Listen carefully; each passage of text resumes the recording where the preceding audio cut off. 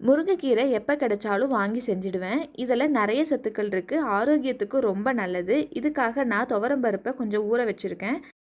பருப்பு நல்லா வேக வச்சு எடுத்துக்கலாம்.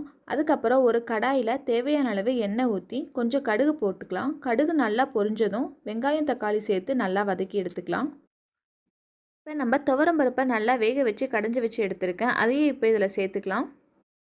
குழம்புக்கு தேவையான அளவுக்கு இப்போ கொஞ்சம் பருப்பு தண்ணி இதில் சேர்த்துக்கிறேன். 1/2 டீஸ்பூன் மஞ்சத்தூள் சேர்த்துக்கலாம்.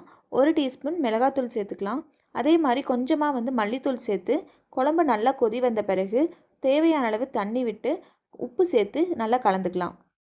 அடுத்து 10 பல் போல் பூண்டை நல்லா தோல் உரித்து இந்த மாதிரி சேர்த்துக்கிறேன். இதில் பெருஞ்சீரகத்தை சேர்த்து இந்த மாதிரி ஒரு இடிக்கல்ல நல்லா இடித்து எடுத்துக்கலாம்.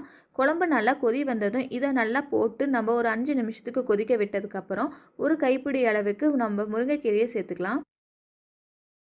சூப்பரான முருங்கைக்கீரை குழம்பு ரெடி. சாதத்துக்கு ஊற்றி சாப்பிட ரொம்ப நல்லாயிருக்கும். முருங்கைக்கீரை கிடைக்கும் போதெல்லாம் இந்த மாதிரி செஞ்சு பாருங்கள். மேலும் இந்த மாதிரி ஹெல்த்தியான ரெசிபிகளுக்கு நம்ம சேனலை கண்டிப்பாக ஃபாலோ பண்ணிக்கோங்க.